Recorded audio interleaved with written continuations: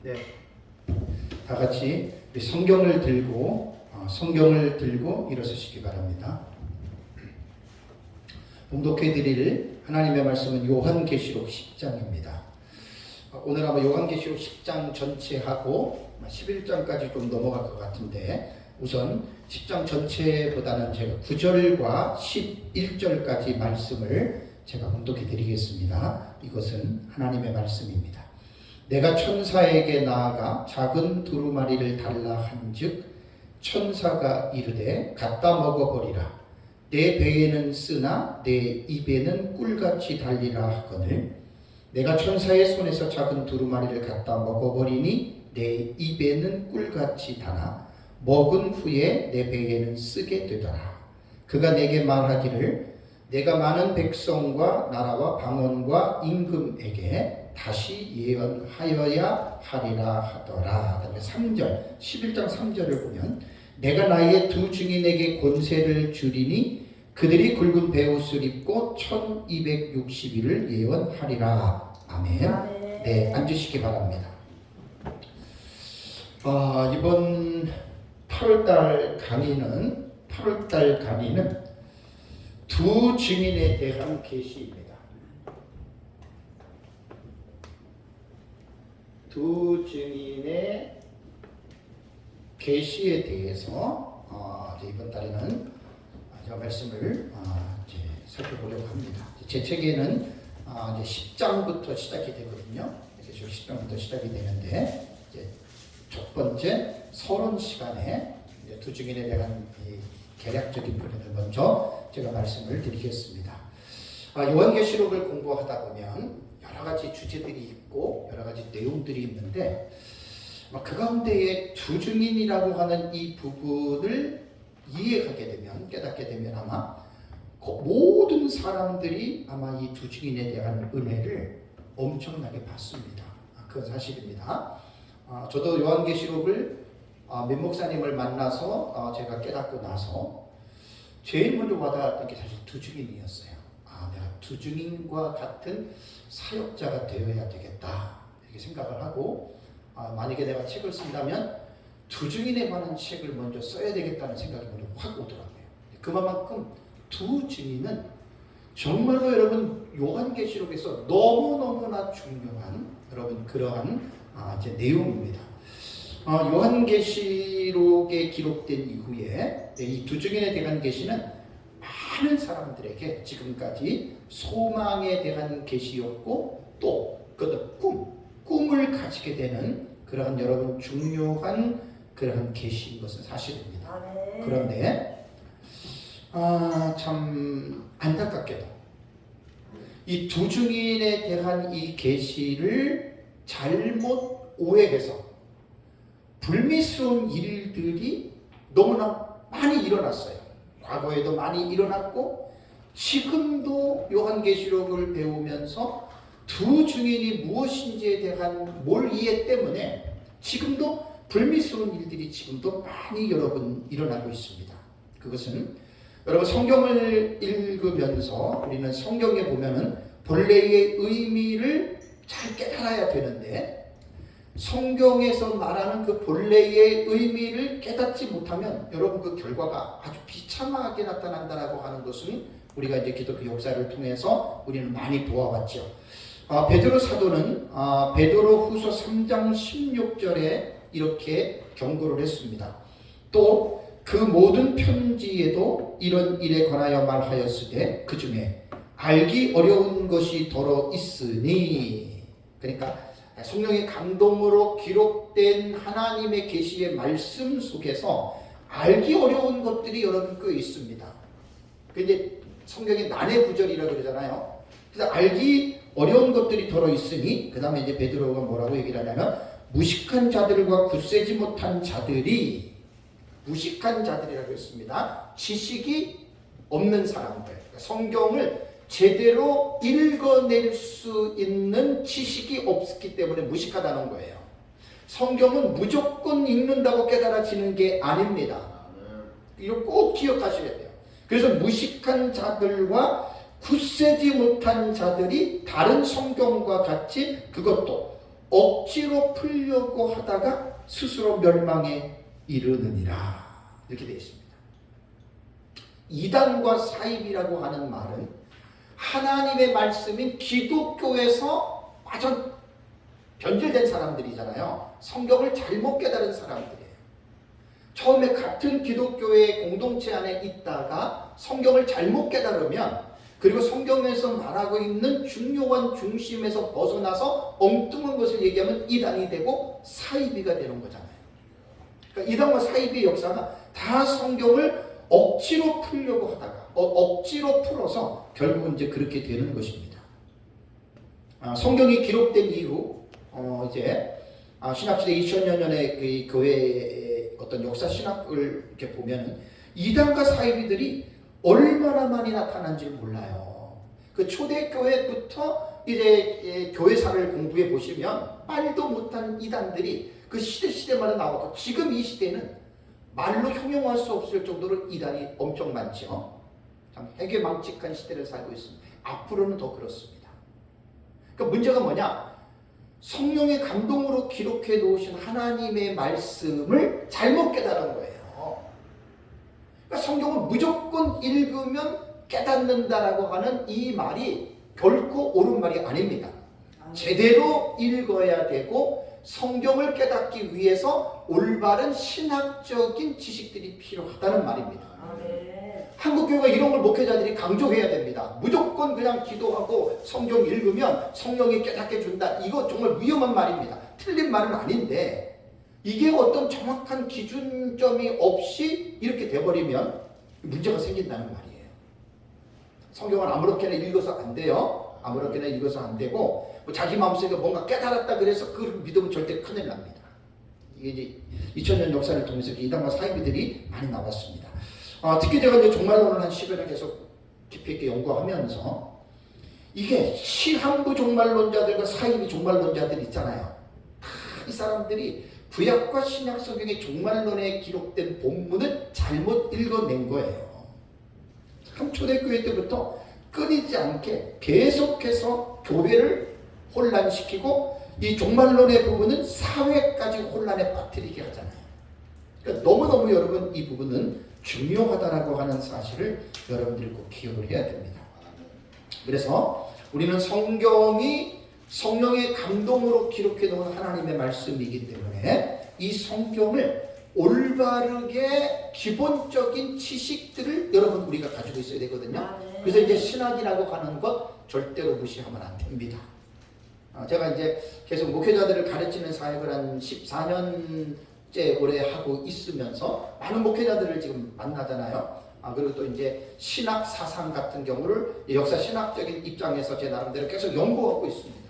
이런 것들을 연구하다 보니까 결론은 지금 뭐냐면, 신학이라고 하는 것은 성경을 보는 관점과 입장이에요. 곧 렌즈예요. 빨간색 안경을 끼면은 모든 것들이 빨갛게 보이듯이, 노란색을 끼면 노랗게 보이듯이, 성경을 우리가 읽을 때 반드시 신학이라고 하는 이 입장을 절대로 무시할 수 없다는 거예요. 왜냐하면 신학은 2000년 기독교의 역사를 통해서 어떻게 신학이 발전되어 왔는지를, 이거를 목사님들이 알아야 되는 거예요. 역사 신학이라고 그러잖아요. 이거를 모르면은 진짜 이거 혼란에 빠집니다. 혼란. 그래서 이제 목회자들을 이렇게 만나다 보니까 신학적 입장에 따라서 성경을 읽어요. 특히 종말론도 보세요. 무천년이냐, 역사적 전천년이냐, 후천년이냐, 세대주의 전천년이냐에 따라서 성경을 그렇게 보잖아요. 이거 틀린 말 아니에요. 그래서 신학적 입장을 절대 무시 못한다는 이야기예요. 신학이라고 하는 어떤 성경을 읽기 위한 학문적인 어떤 이러한 과정을 무시해버리고, 신천지 이만희의 특징이잖아요. 예수님이 신학교 다녔습니까? 예수님이 12제자가 신학교 다녔습니까? 그 완전히 뭐라 그래요 그거를? 회개망측한 말을 하잖아요. 그러면 신천지 신도들은 아멘합니다. 왜? 자기가 농부였대요. 이만희가. 자기 농부였고 신학을 공부한 적이 없대요. 그러니까 이단이 돼요. 사이비 교주가 된 거지요. 근데 거기에 지금 30만 명이 넘는 사람들이 지금 빨려가 있다는 거. 거기에 기존 교회의 목사들과 중직자들, 장로와 권사들과 이러한 교회를 오래 다녔던 사람들이 30만 명 이상이 빠졌다는 것은 한국 교회가 도대체 어디 위에 기초를 세웠는지를 명확하게 드러낼 수 있는 여러분 증거입니다. 아멘. 이거 정말 기가 막힌 일입니다. 그래서 신학에 대한 입장이 분명하지 않으면 볼 것도 없는 거예요. 그 사람은 전부 다 성경을 개인의 주관적이고 자의적으로 성경을 해석해서 눈에 걸, 귀에 걸면 귀걸이, 코에 걸면 코걸이, 그게 이단과 사이비들이란 말이에요.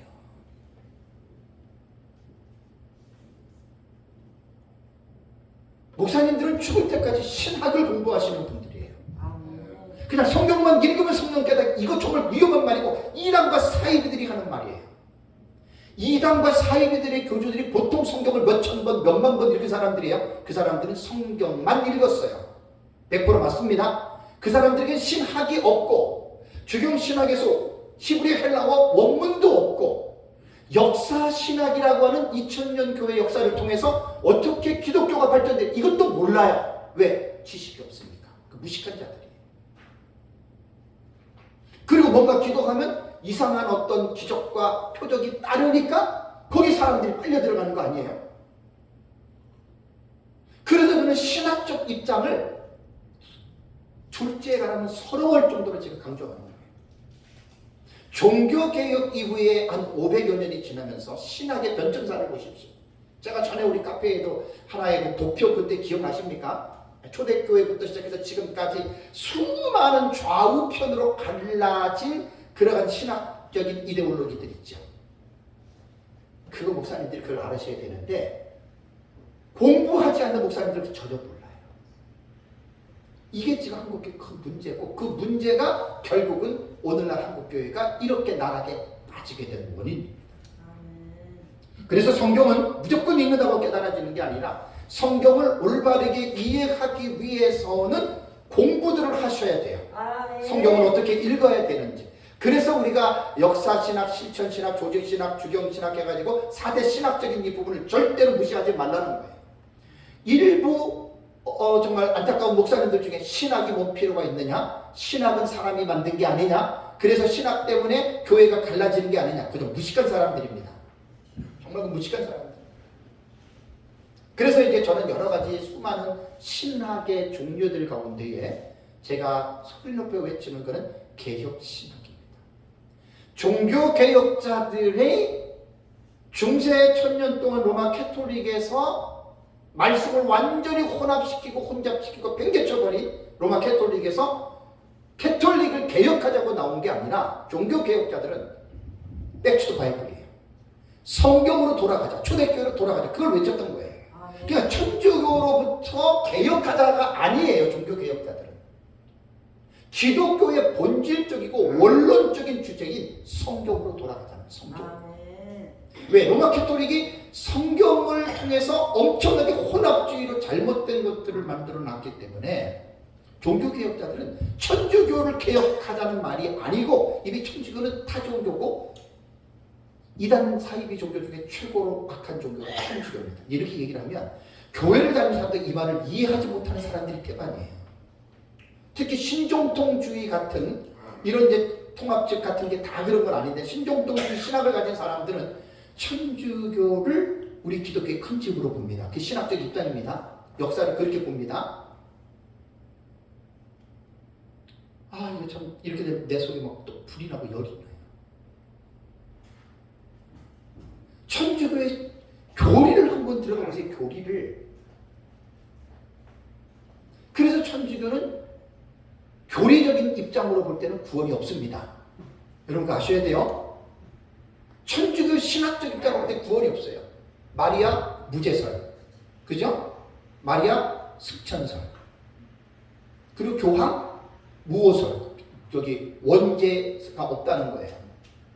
교황은 하나님 이렇게 말하잖아요. 그리고 성경에 우리가 보는 66권이 아니라 7권 들어가고 거기에 외경과 무경까지 집어넣으면 엄청납니다. 그리고 역대 교황들이 만들어 놓은 법을 말하면 와, 이거 진짜 기가 막힙니다.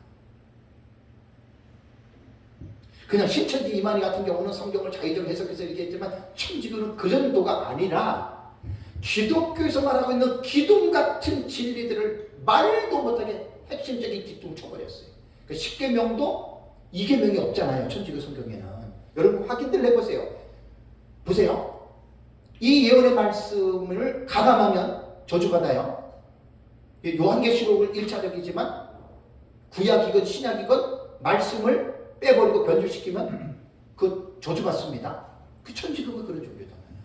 한두 가지면 제가 얘기를 안 해요. 그러니까 천주교가 뭔지도 모르는 사람들은 제가 이렇게 천주교를 비판하면 너무하지 않느냐 이렇게 말합니다. 그 사람 자체가 무식해서 그런 거예요. 아, 너무나 가슴 아픈 일이에요. 결국 이제 종말론으로 들어가면 천주교는 뭐예요? 사탄의 삼총사 중에서 음녀의 포지션에 들어갑니다. 이번 주 제가 우리 교회에서 설교한 적그리스도에 대한 설교를 잘 들어보세요. 마지막 때에는 일신교가 됩니다. 일신교. 종교 통합이 이루어집니다. 종교 통합이 이루어지면 수장이 천주교가 되고 교황이 전 종교 일신교의 리더자가 돼요. 그럼 마지막 때에 일신교는 누구를 숭배하느냐? 적그리스도를 신으로 숭배합니다. 그러니까 종말론을 모르는 사람들은 이 말이 무슨 말인지 모르는데 최경 가면 그 결론이 나오고 종교 통합은 이제 멀지 않았어요. 통합이 됩니다. 그러니까 제가 지금 종말론 설교를 체계적으로 잘 들어보세요. 적그리스도 출현은 어떻게 되느냐. 그래서 이제 이번 달에 제가 말씀을 드리는 것은 두 증인에 관한 내용입니다. 잘 들으셔야 됩니다. 다음 달까지 넘어갈 것 같은데 왜 그러냐면 두 증인 때문에 아까도 말씀드린 대로 불미스러운 일들이 너무나 많이 일어났고 지금도 일어나고 있고 앞으로도 일어날 거예요. 이단과 사입이 시한부 종말론자들은 거의 다 두 증인 딱 들어가면 두 증인이 나다 이렇게 얘기를 합니다. 그렇다면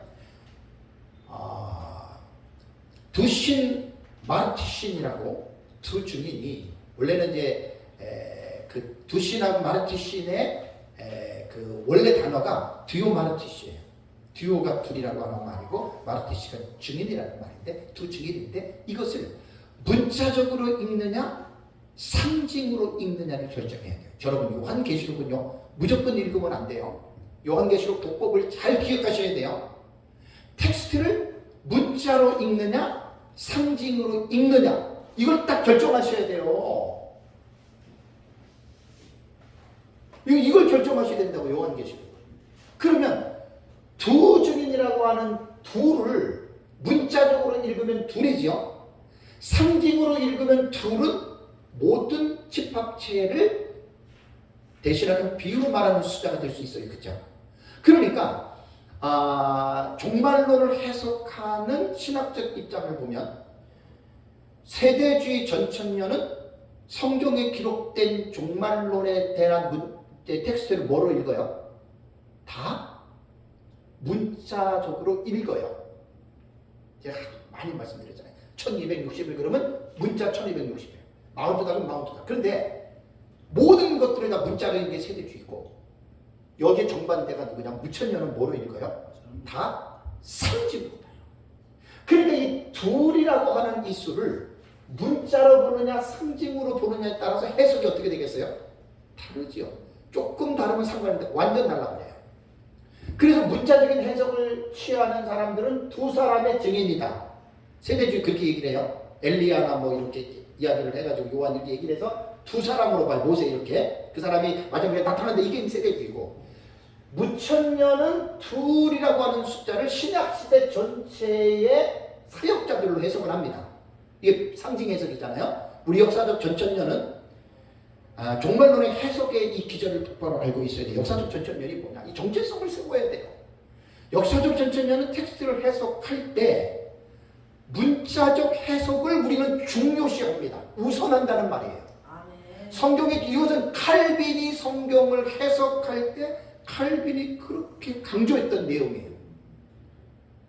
모형론에서 예수 그리스도에 대한 이 기독론을 제외하고는 성경을 다 문자적으로 읽으라고 칼빈은 얘기했고 단 모형론에서 기독론도 상징의 해석, 모형 해석은 지나치게 하지 말아라. 이 칼빈이 제자들에게 그렇게 강조해요. 그래서 칼빈은 성경은 문자적으로 읽으라고 그렇게 제자들에게 가르쳤는데, 어거스틴 이후에 요한계시록을 문자를 완전히 무시해버리고 상징으로 해석하는 법이 집계화가 된 거예요. 이게 무천년의 시작이라고 해요. 물론 그 무천년의 시작에 발단을 준 것이 클레멘트와 오리겐이라고 하는 그 알레고리 해석을 했던 그 사람들이 사실 뒷받침이 됐고, 그게 이제 어거스틴 때 가가지고는 무천년이라고 하는 모든 텍스트를 상징으로 읽어내는 이 5세기 확립된 거예요. 무천년은. 역사적 전천년은 초대교회 교부들로부터 2, 3세기 때까지는 거의 천년왕국을 문자적으로 해석하는 이것이 된 거예요. 왜냐하면 이게 뭐냐면 역사를 제가 지금 말씀을 드리는 거예요. 네? 전천년이라고 팔이 아니고 이렇게 말하는 게 아니라 객관적인 역사를 말씀을 드리는 거예요. 아멘. 이러한 확신이 없이는 지금 한국교회가 거의 대부분이 무천년화로 지금 기울였고 젊은 신학자들 거의 무천년으로 가잖아요. 그러니까 지금 배우는 성도나 신학생들 입장에서는 이러한 역사적인 객관적인 지식이 없으면 그냥 교수 따라가. 교수가 무천년도 그냥 아멘이야. 그래서 이번에 제가 나오는 요한계시록 독법은 전 세계적인 신학교에서 그 책을 가지고 강의를 하셔야 돼요. 객관적으로. 아멘. 객관적으로 해야 됩니다. 아멘. 신학은 객관적으로 학문을 가르치는 거예요. 학생들한테. 이러한 어떤 기본적인 지식과 상식 없이 무조건 요한계시록 배웠잖아요. 솔직한 얘기로. 네? 두 증인은 뭐고 14만 4천은 뭐고 우리 그렇게 배웠잖아요. 흰 말은 뭐고 붉은 말은 뭐고 이렇게 배웠잖아요. 그렇게 공부하기 전에 요한계시록 독법 작년에 내가 10개월 했잖아요. 그걸 먼저들 하셔야 돼요. 이 종말론은요, 제가 지금 10년을 연구하고 가르치고 우리 교회에서 지금 종말론만 4번 설교를 했거든요. 이 전체적인 부분은 그렇게 할 수도 없는데 특별한 교회이기 때문에 우리는 그렇게 한 거예요. 성도가 없으니까. 여러분들이 배운 대로 한번 교회에서 성도들에게 요한계시록 주의 한번 해보세요. 설교. 이건 못해요. 웬만한 교회에서는 자세하게 할 수가 없습니다. 왜냐하면 목사님들이 내가 아는 것을 풀어내야 되잖아요. 이게 웬만해서는 이게 못 풀어내는 거예요. 이게 한번 설교들 해보세요. 6장부터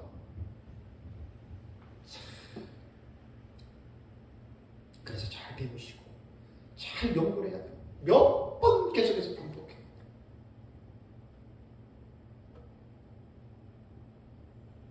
그래서 두 증인이라고 하는 이 부분을 우리는 상징으로 봅니다. 무천년은 신약시대 전체 사역자라고 보지만 우리는 항상 우리 역사적 전천년의 정체성이 뭐예요? 사건을 해석할 때 우리는 어떻게 봐요? 우리는 미래주의를 보죠. 정체성은 똑바로 확실하게 기억하세요. 과거주의, 역사주의, 이상주의, 미래주의 선택하셔야 돼요. 그래야지 각 나름대로의 어떤 사건을 해석할 때 뚜렷한 어떤 정체성을 가지고 이건 이거고 말할 수가 있는 거지. 절충주의, 종합주의 방식으로 들어가 버리면 서로 싸움은 하지 않아요. 좋은 것들만 취하니까. 문제가 뭐냐? 정체성이 없어요. 이게 결국 문제입니다. 문제는 사이비 종말론자들과 시한부 종말론자들, 이단들이 모두가 다 두 증인을 문자적 해석을 취하는 거예요. 왜? 여기서 둘이 누구냐? 결론은 그거잖아요. 둘이 누구냐? 내다 그러는 거예요. 내다. 다 이렇게 얘기를 합니다. 박대선이부터. 그리고 이제 11장에 보면 두 증인이 두 감람나무와 두 촛대 나오잖아요. 그죠? 그게 나다. 그게 나다라는 거예요. 그래서 이 두 증인에 대한 이 본문을 잘못 읽어내서 수많은 사람들이 멸망으로 빠진 거예요. 한 가지 내가 기가 막힌 게 뭐냐면 이단과 사이비는 아닌데 정상적인 진영에 있는 사람들조차도 이 두 증인에 대한 계시록에 대한 깊이를 모르니까 허황된 지식을 가지고 그릇된 환상에 지금 빠져 있어요. 역사적 전천년주의자들, 세대주의자들은 두 사람이니까 거기는 이제 자기네의 두 증인에 대한 환상은 없어요. 근데 이 역사적 전천년주의자들 가만히 보니까 이게 지금 문제가 뭐냐면, 자, 마지막 시대 사명자예요. 진짜입니다. 근데 마지막 시대 사명자인데 이제 저도 그렇고 우리가 지금 계시록을 공부하면서 두 증인에 대한 로망을 갖고 있는 게 뭐죠? 나도 우리도 마지막 시대 하나님 쓴 사명의 두 증인의 반열에 들어가야 돼. 우리 다 그렇게 얘기하잖아요. 그죠? 맞아요. 근데 정상적인 진영에 있는 역사적 전천년에 있는 이 사람들 속에서 허황된 그릇된 환상을 가지고 있는 사람들은 이 두 증인을 어떻게 해석하냐면, 이 사람들의 두 증인의 포커스가 어디냐면 11장 5절과 6절입니다. 여기서 11장 5절과 6절을 보세요. 계시록 11장 5절과 6절을 보면, 만일 누구든지 그들을 해하고자 하면 그들의 입에서 불이 나와서 그들의 원수를 삼켜버릴 것이요, 누구든지 그들을 해하고자 하면 그와 같이 죽임을 당하리라. 그들이 권능을 가지고 하늘을 닫아 그 예언하는 날 동안 비가 오지 못하게 하고, 또 권능을 가지고 물을 피로 변하게 하고 아무 때든지 원하는 대로 여러 가지 재앙으로 땅을 치리라. 이게 두 증인들이 하는 거예요. 1260년. 여러분 어때요? 읽으면 와, 대단하죠, 그죠? 완전히 하나님의 능력에 붙잡혀서 이러한 기적을 일으키는 사람도 없어요. 입에서 와 하고 불이 나와서 사람을 태워 죽여. 문자적으로 읽으면 그렇다. 물을 피로 만들고. 되게 구미가 당기죠? 우리 사역하는데 이런 사역자 되고 싶지 않으세요? 당연하죠. 어떤 교회에 이 이름을 가지고 있는 사람이 있습니다. 이단으로 물론 한국교회에 정제가 됐죠. 정말로 전문가입니다. 이 사람을 내가 직접 들었어. 직접이 아니고 유튜브로 들었어요. 요 내용을. 그래서 뭐라고 얘기를 하냐면, 한 목회자들은 100여 명 정도 모이고 서울에서도 이제 한 달에 한 번씩 해서 하는데, 참 모아놓고 목사님들 지금 개척교회 하시는데 힘드시죠? 참으라는 거예요. 왜 참느냐? 이슬 같은 성신을 받고 두 증인이 되면, 이거 14만 4천도 우리가 보면 똑같이 말하더라고요. 14만 4천에 물 위에 들어가면 그때는 녹아나는 거예요. 녹아. 이런 말 딱 하는 거예요. 이제 막 권능자가 돼가지고, 이것만 말하면 또 몰라요. 이사야 말씀 또 끌어당겨가지고 열국들이 두 증인들한테 예물을 바치고 뭐 그런다는 거예요. 내가 직접 들었어요. 그 유튜브 강의를 통해서. 제가 이거를 들으면서 너무나 마음이 언짢은 거예요. 근데 거기 목사님들이 어떻게 한 줄 아세요?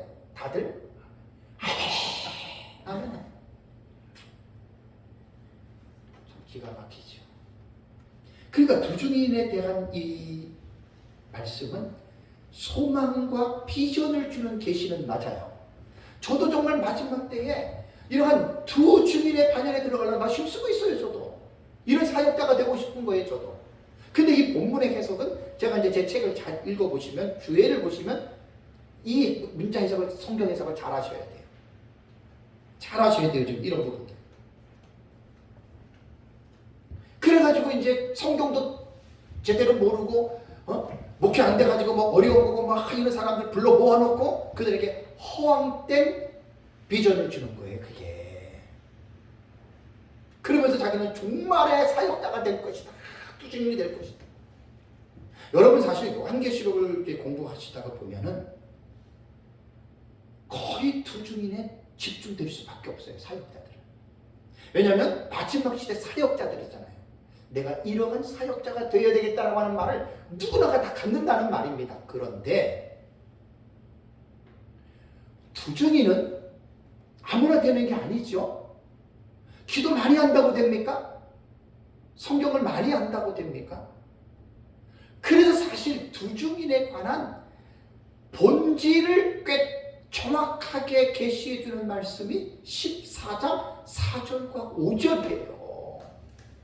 제가 너무 안타까운 게 뭐냐면, 요한계시록을 목회자들에게 가르치는 사역자들의 강의들을 다는 안 들어봤지만 솔직한 얘기를 들어보면서 제일 안타까운 게 뭐냐면, 두 증인에 대한 이 부분을 집중시켜주고 두 증인에 대한 비전과 소망을 주는 것은 좋아요. 우리 두 증인이 됩시다. 너무 좋아요. 제 마음속에 늘 안타까움이 뭔 줄 아세요? 아무나 다 두 증인이 되는 것처럼 사람들로 하여금 듣게 하면 안 된다는 거예요. 아무나 요한계시록을 공부한다고 두 증인이 됩니까 여러분? 솔직히 여러분 말해보세요. 계시록 14장 4절과 5절이 무엇을 말하는 것입니까? 그 14만 4천은 우리는 두 증인으로 보잖아요. 그 두 증인들이 1260일 사역을 마치고 순교를 당하고 3일 반 만에 부활해서 승천했죠. 그 승천에서 올라가 있는 장소가 14장 1절과 5절이잖아요. 14만 4천이.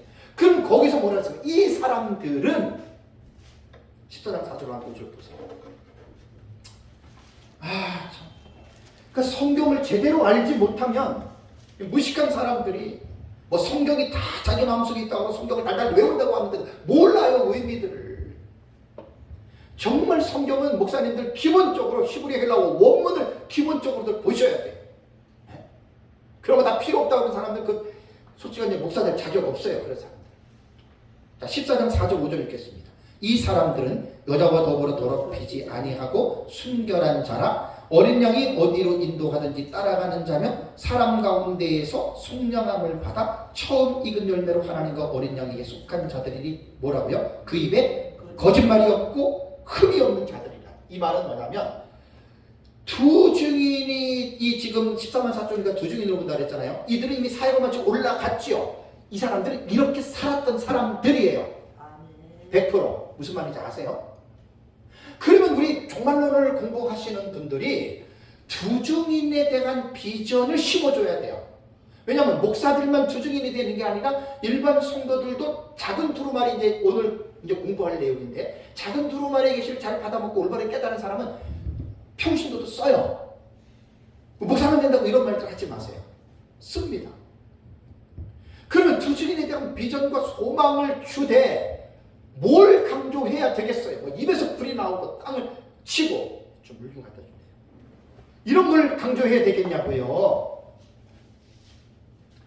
그러니까 허황된 사람들, 은사주의에 있는 사람들, 기적을 추구하는 사람들이 11장 5절 6절에 푹 빠져버리는 거예요. 이런 사람 되려고. 그 지금도 이제 은사주의자 신사도 운동가들이 그 사역 하잖아요. 치유사역, 기적사역 이런 거 하잖아요. 그 제대로 된 사역 아니에요. 그거 지금. 그 신학적 입장으로 교회사에서 어떻게 그 은사주의 나타나는지 나오잖아요. 20세기 늦은 비운동부터 나오잖아요. 펜타코스트 오순절주의가 그때부터 시작된 거 아니에요. 이런 신학적인 입장도 분별하지 못하고 무조건 치유 기적이야. 그런 사람들이 이런 본문에 보면 그냥 미친 듯이 빨려 들어가는데 그 위험합니다. 그렇게 두직이 되는 게 아니란 말이에요. 그래서 실제적으로 말씀을 가르치는 저처럼 종말론을 가르치시는 분들은 두증인에 대한 비전과 소망을 줘야 됩니다. 근데 두증인은 이 계시록을 다 통달해야 되잖아요. 종말에 대한 부분을.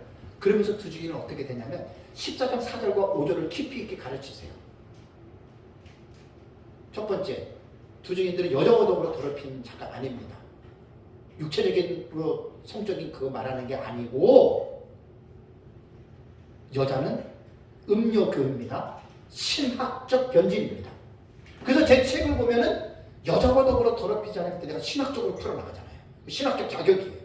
그러면 목사님들이 최소한 초대교회부터 지금까지 역사 신학을 통해서 신학이 어떻게 흘러왔는지를 모르는 사람들은 이거 해석 못해요. 얼마나 신학들이 변질이 많이 지금 말도 없는 신학 이 패턴들이 얼마나 많은 줄 아십니까? 이거 웬만큼 연구해서 이 신학을 2000년 교회 역사 저도 다 정리가 아직 안 됐는데 네? 여자와 더불어 더럽히지 않는 자예요. 쉽게 말하면 신학적인 변질이 있고 하다고 뭐 이상한 말 하는 사람들이 뭐 종교다원주의니 뭐 신정동주의니부터 시작해가지고 뭐 많잖아요. 이거 위험한 신학들. 오해하지 마시고 그런 사람은 두증인 안 됩니다. 안 됩니다. 그러니까 여자와 더불어 더럽히지 않았다라고 하는 건 신학적 입장인데 목사님들이 신학을 어떻게 했느냐? 신학을 어떻게 이해하고 있냐. 이거요 진짜 기가 막힌 노릇입니다. 기적 촉중할 노릇입니다. 한국교회 60% 이상이 정상 신학을 하신 분들이 아닙니다. 목회자들이. 정상적인 신학교 다닌 분이 아닙니다. 비인가라던가 뭐 비인가를 하고 그냥 무시하는 건 아닌데 적당히 신학했습니다. 60%가 넘어요. 한국교회 목사들 중에. 이건 심각한 거예요, 여러분. 정말 이건 심각한 거예요. 신학은 죽을 때까지 공부를 해야 되잖아요. 저도 신대원 졸업한 지가 32년째입니다. 지금도 계속 공부하잖아요. 아까 말씀드린 대로 성경은 무조건 읽는다고 깨달아지는 게 아니에요. 성도들도 신학은 공부하지 않았어도 20년, 30년 신앙생활을 했으면 담임 목사든지 누구든지 간에 성경을 공부해서 나름대로 지금 신학을 다 갖고 있는 거예요. 성도들도. 자기 나름대로 신학적 입장이 있는 거예요. 그걸로 성경을 지금 보고 드리는 거예요. 모든 성도들도. 여자와 더불어 더럽히지 않는 자들이 두 증인이 된 거예요. 자유주의, 신정통주의, 해방신학, 말도 못하죠? 종교다원주의. 이런 사람들이 어떻게 두 증인이 됩니까? 아니라는 말입니다. 이게 정말 복잡합니다, 여러분. 근데 공부하셔야 된단 말이에요, 목사님. 두 번째 자격이 뭐예요? 여자와 더럽힌 순결했다라고 하는 말은 신학적인 입장을 끝까지 지켰던 사람이고, 두 번째가 뭐냐면 어린 양이 어디로 인도가든지 따라가는 자다. 이야, 이거 우리도 솔직한 얘기를 어때요? 성령이 우리 안에서 인도하는데 100% 우리가 따라가는 자입니까? 어때요? 아이고, 두 증인 아무나 되는 게 아니라고요. 이 사람들은 이렇게 살았던 사람들이란 말이에요. 지금 이건 지금 14장 입장에서 볼 때는 과거에 일어나는 일이거든요. 과거에 이렇게 살았던 자들을 말하는 거란 말이에요. 어린 양이 어디로 인도하든지 따라갔습니까? 그 사람이 두 증인 된다는 말이에요. 한마디로 말하면. 우리 목사 돼가지고 얼마나 어린 양 성령이 인도하는데도 얼마나 우리가 불순종하고 거역합니까?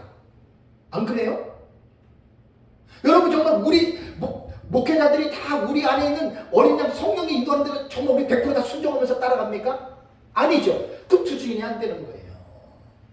그러니까 두 증인에게 로망과 비전을 주는 거는 좋아요. 소망을 주는 거는 좋은데 개도 소도 된다는 말이 아니라는 거예요. 그걸 제가 강조하는 거예요, 지금. 정말로 100명 몇백 명 모여가지고 막 두 증인이 됩시다. 어이씨, 좋아. 그런데 가장 중요한 두 증인의 자격에 대해서는 침묵하고 있단 말이에요, 지금.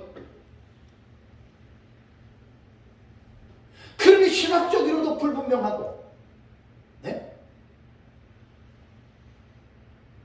그 내적으로 인정해 있는 하나님의 성령의 인도를 거역하면서도 죄를 지우면서도 그러면서도 두 증인이 되는 거 지금 이게 지금 해괴망측한 일이 지금 벌어지고 있는 거예요. 정말로 가르치는 현장에서.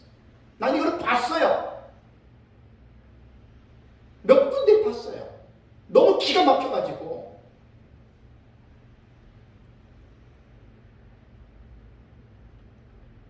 최소한 종말론을 가르치는 사역자들은 이 부분을 정확하게 꿰뚫고 있어가지고 이 부분을 정확하게 가르쳐줘야 됩니다. 후삼년반 대관란에 예배처 들어가고 떨어지는 사람들이 누구예요? 성도들이란 말이에요. 구원받은 자들이란 말이에요. 교회만 다닌다고 다 안전한 게 아니란 말이에요. 그것들을 갈라주셔야 된단 말이에요. 무조건 예수 믿으면 그냥 예수님 때문에 우리는 환란에 떨어지지도 않고 구원 막 이렇게만 가르치잖아요. 그게 성경을 제대로 아는 사람이냐? 아니에요. 진짜 아니에요. 착각들 하지 마세요. 그래서 선생된 자들의 심판이 큽니다. 제대로 가르쳐야 돼요. 잘못 가르칠 수 있잖아요. 허황된 지식. 두 증인이 되면 녹아난대. 세상 천지에 이건 거기에들 빠져가지고 뭐 현재 목회 안 되고 뭐 어려움 겪고 있는데 그래도 참으라고 또 격려하고 소망을 주더라고요. 그래서 이제 두 증인이 되면 이제 끝난다는 거예요. 팔자가 핀다는 거예요. 세상에 거기가 그 아멘하고 있습니까? 세 번째가 뭐지요? 사람 가운데 속량함을 받아 처음 익은 열매로 첫 첫째 부활자예요. 자, 두 증인의 마지막 사역이 어때요? 죽잖아요. 순교예요. 여러분 두 증인 되고 싶습니까? 100% 죽어야 돼. 순교해야 돼. 각오하고 두 증인 돼야 되는 거예요. 뭐 두 증인 되면 뭐가 된다. 이런 세상에 그 성경을 제대로 알지도 못하고 그렇게 목회자들 앉아놓고 가르치니 그 배운 사람들 어떻게 되겠냐고요. 네? 어떻게 알겠어요? 어떻게? 무조건 참으면 두 증인 되면 나중에 녹아는 이것만 알고 지금 있다. 이게 지금 말이 됩니까 이게? 네? 자기가 지금 하나님 말씀하면서 두 증인들 어떻게 살았던지 그 삶을 정확하게 지금 보지도 못하고 무조건 기다리면 되는 거예요. 기다리면 이슬 같은 성신을 받 성령을 받으면 돼. 이게 완전히 이게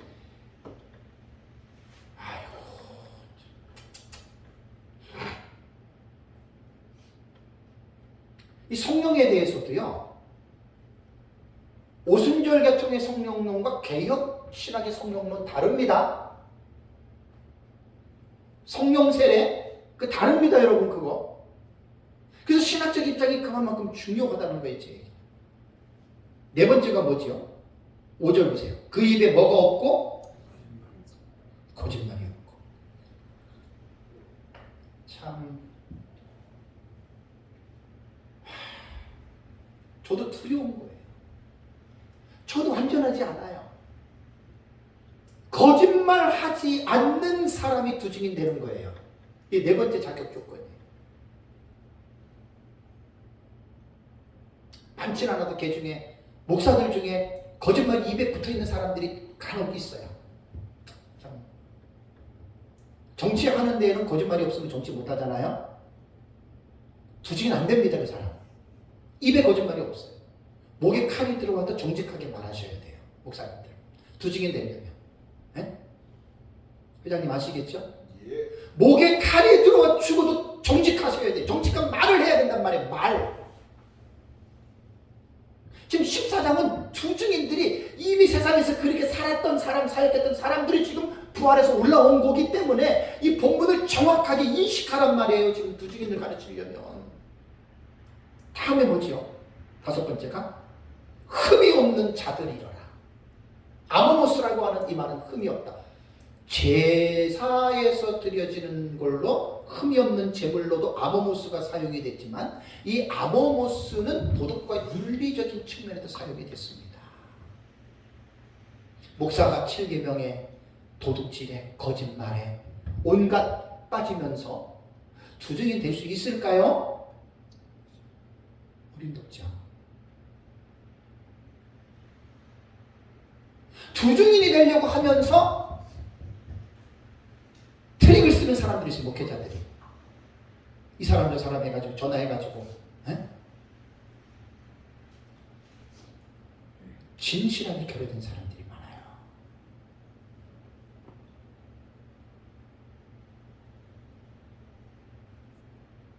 리프네 야훼 코란데오예요. 리프네는 얼굴이에요. 얼굴. 하나님의 얼굴 앞에서 나는 살아간다라고 하는 의식이 없으면 목사고 뭐고 아무 소용 없어요.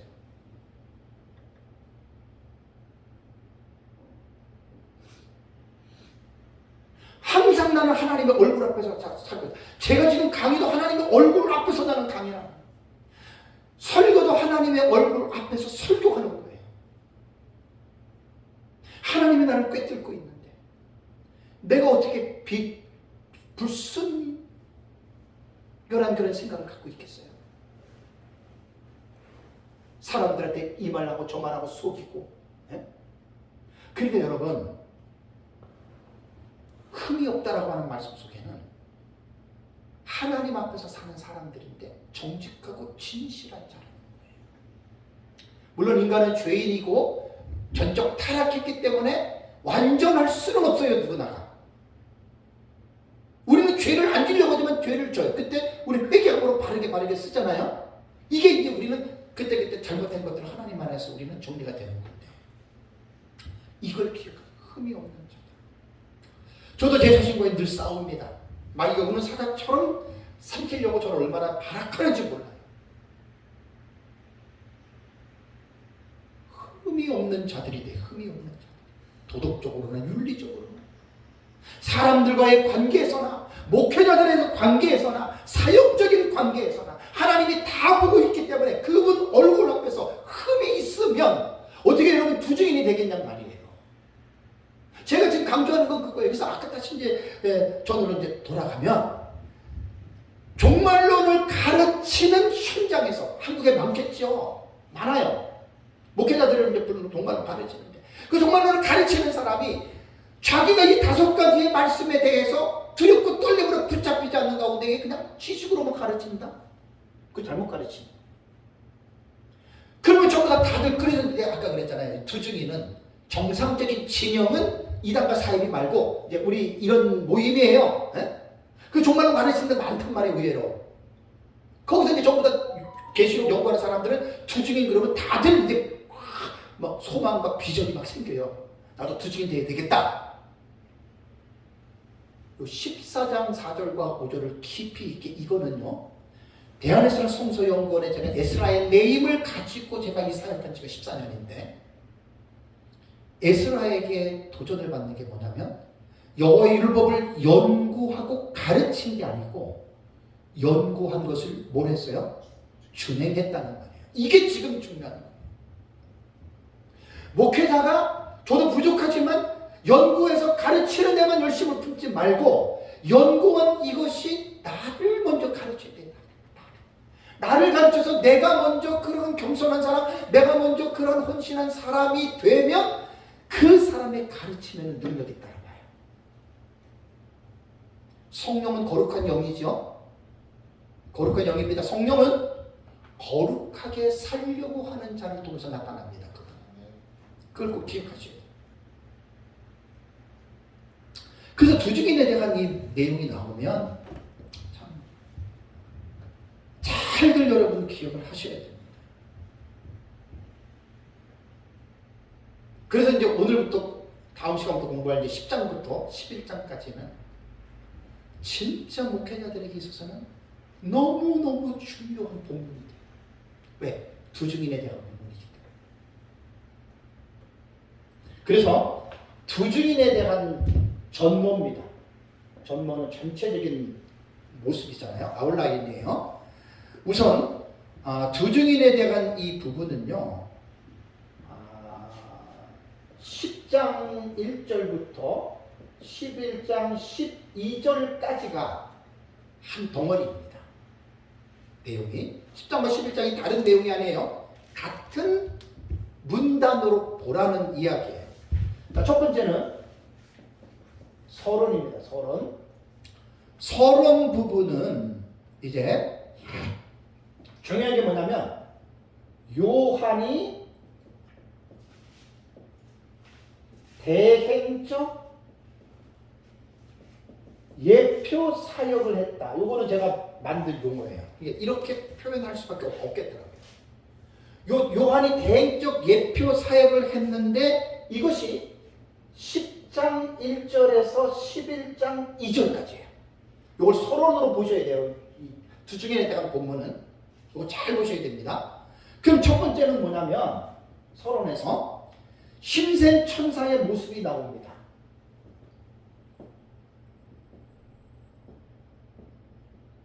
힘센 천사의 모습이 10장 1절에서 2절이에요.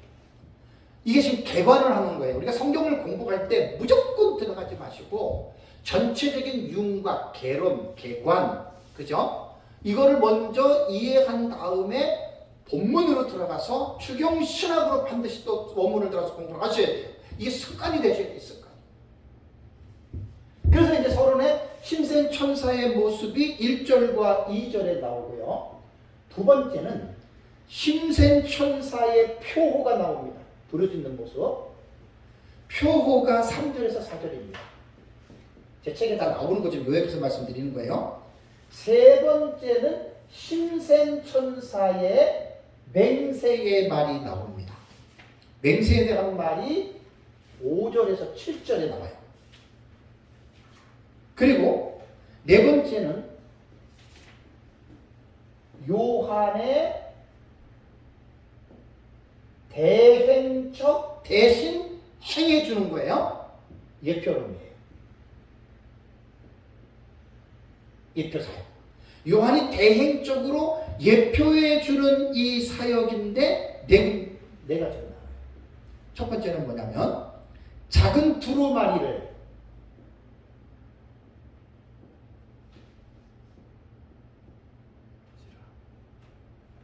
요한계시록에 보면 두루마리가 나오고 작은 두루마리가 나와요.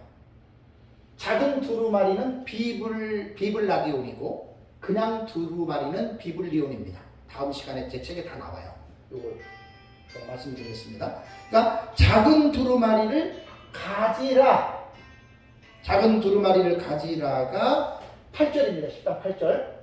10장 8절이고 두 번째는 뭐냐면 작은 두루마리를 먹으라. 9절에서 10절.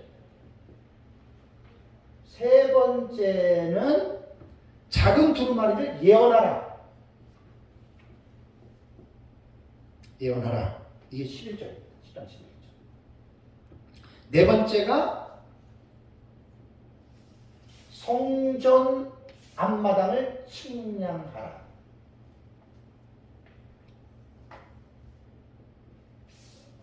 측량하라. 성전 앞마당을 측량하라는 11장 1절에서 2절이 됩니다. 자, 이 부분을 두 증인의 계시의 서론으로 이해를 하셔야 됩니다. 서론. 이거를 서론으로 이해를 하면서 이거는 두 증인이라는 말은 나오지는 않는데 사도 요한이 두 증인이라고 하는 뒤에 보면 이제 3절부터 나오잖아요. 두 증인이 해야 할 사역을 대신 향행해 주는 거예요.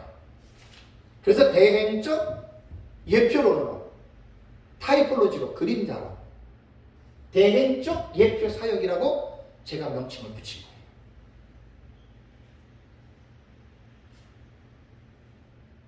다음에 이제 두 번째가 두 증인에 대한 본론입니다.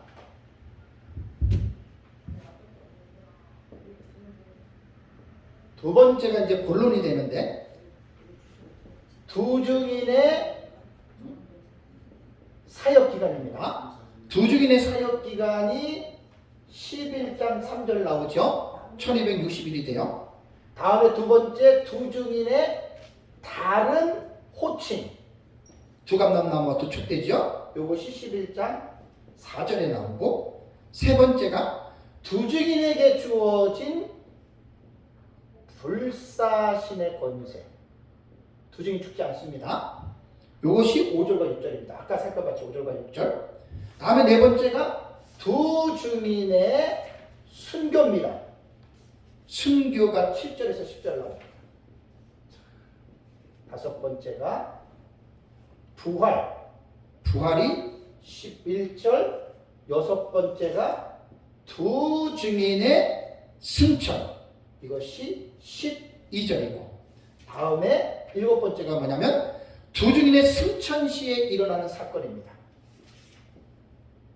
승천 시 일어나는 사건이 13절에서 14절입니다. 자, 제가 33년 동안 제가 목회를 하면서 이제 설교에도 좀 나타나지만 특별히 이제 뭐 요즘에 같이 종말론적인 주제 설교할 때는 이제 이런 건 별로 안 해도 항상 저는 어떤 새로운 주제를 설교할 때는 개론을 먼저 합니다. 여러분 이거 기본입니다. 어떤 성경을 설교를 하든지 간에 특히 단락, 문단 지금 같은 경우는 두 증인의 계시가 10장 1절에서 11장 12절까지잖아요. 그렇죠? 덩어리가 좀 내용이 많잖아요. 그렇죠? 이렇게 많은 경우 같은 경우에는 이 부분을 어떻게 해야 되느냐? 개론을 딱 정리를 해 주시죠. 개론을. 그러니까 성경을 이렇게 체계적으로 성경을 보지 않고 그냥 무조건 성경을 읽어 나가니까 도대체 이게 전체적인 주제 하에서 이게 무슨 내용, 여기 보면 연결된 부분들이 있잖아요.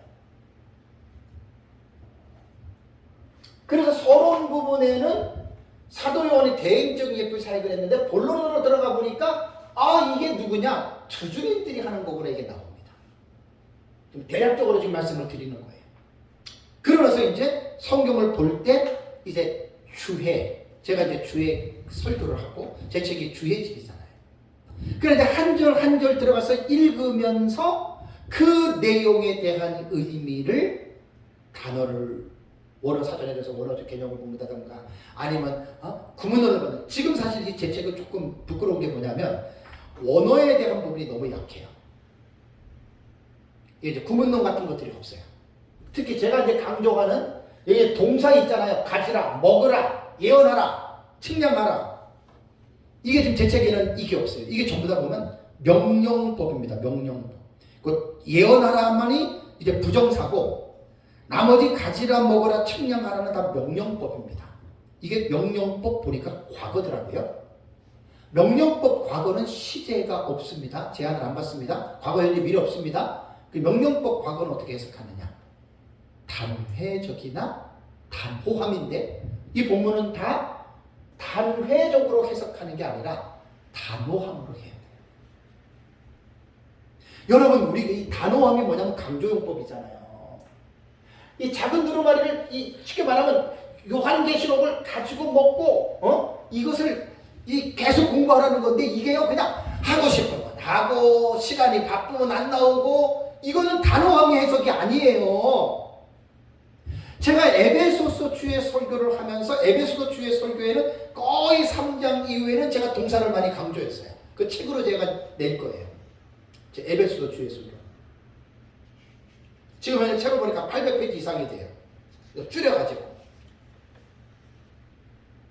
거기 보면 제가 주의 설교의 기본적인 틀을 내가 잡아서 설교를 한 거예요. 동사는 다 내가 이제 그런 부분에서 들어가가지고 제가 연구를 해서 설교할 때 집어넣은 거거든요. 그러면 이것이 그냥 작은 두루마리를 가지고 먹는 게 그냥 내가 시간 날 때 먹고 바쁘면 안 하고 하고 싶은 그런 뜻이 아니라는 말이에요. 명령법 과거는 시제에는 이것이 과거, 현재, 미래가 형성이 안 되기 때문에 직설법에서만 과거, 현재, 미래 시제가 적용이 된다는 거예요. 요걸 꼭 목사님들이 이해를 하시고 신약 성경 해석할 때는 이 동사가 한두 개입니까? 수천 개가 나오는데 이 동사에 대한 이 시제만 하나 가지고도 성도들을 그냥 확 감동을 줄 수 있고 그냥 정신 차리게 만들 수 있단 말이에요. 단호함이에요. 단호함. 단호하게 작은 두루마리를 공부해요. 그 이제 이런 부분들이 이제 목사님들이 동사에 대한 기본적인 지식들이 없으니까 아이고 그런 거 아닙니다.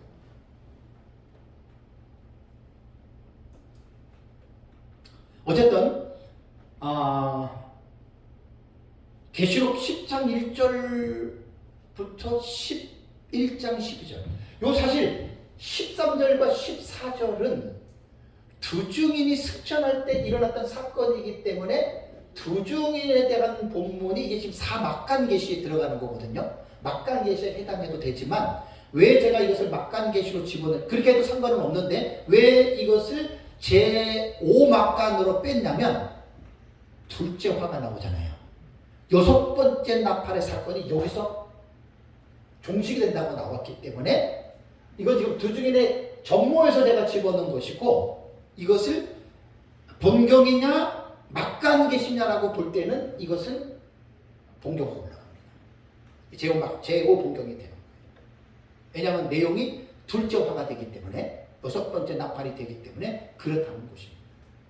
어쨌든 이 본문의 말씀을 여러분들이 잘 기억하시고 성경을 볼 때는 무작정 읽지 마십시오. 난 이거 정말 우리 성도들한테는 몇 명 안 돼서 강조하는 거예요. 무조건 읽다가 큰일 납니다. 전부 다 자의적이고 주관적으로 성경을 해석하다 보니까 지멋대로 입에 바른 대로 성경을 귀에다 걸고 코에다 걸고 막 그냥 귀걸이 코걸이 얘기를 하는 거예요. 그게 아닙니다, 여러분. 성경은. 그래서 목사님들이 성경을 해석해 주도록 하나님께서 교회에 선물로 사역자로 주셨기 때문에 성경을 연구하는데 목숨 걸고 목사님들 성경을 연구하세요. 원어 공부 기본적으로 계속하세요. 원어도 모르고 어떻게 성경을 깊이 있게 본다고 합니까? 그러니까 성경을 순지 자기 주관대로 자기 충심대로 멋대로 그냥 성경을 갖다가 지금 해석들 하고 있잖아요. 그러니까 한국교회가 지금 이 모양이 꼴이 된 거예요. 하나님의 말씀 앞에서는 두려워해야 되고 떨어야 되고, 하나님의 말씀 앞에서는 목사님들이 그거 설교하라고 목사 안수 준 거예요. 적당히 앉아가지고 그냥 설교들 하려고 하지 마시고요. 그냥 설교가 내 인생이다, 내 운명이다. 저는 사실 에스라 사역을 하면서 지금까지 내가 하는 일은 난 진짜 설교밖에 없어요. 난 그거 하나 때문에 지금 사는 거예요. 설교 때문에. 그리고 설교를 준비하는데 주의 설교할 때 진짜 죽는 줄 알았어요. 제가 에베소 할 때. 너무나 많은 시간이 들어갔는데 그래도 해야 됩니다. 그래서 어쨌든 요 부분들을 잘 기억하시고 두 증인의 계시, 이제 우리 서론 쪽으로 첫째 시간이 있기 때문에 다음 시간부터는 이제 10장 들어가서 이제 우리가 이 부분을 잘 살펴보도록 하겠습니다. 네, 잠깐 쉬도록 하겠습니다.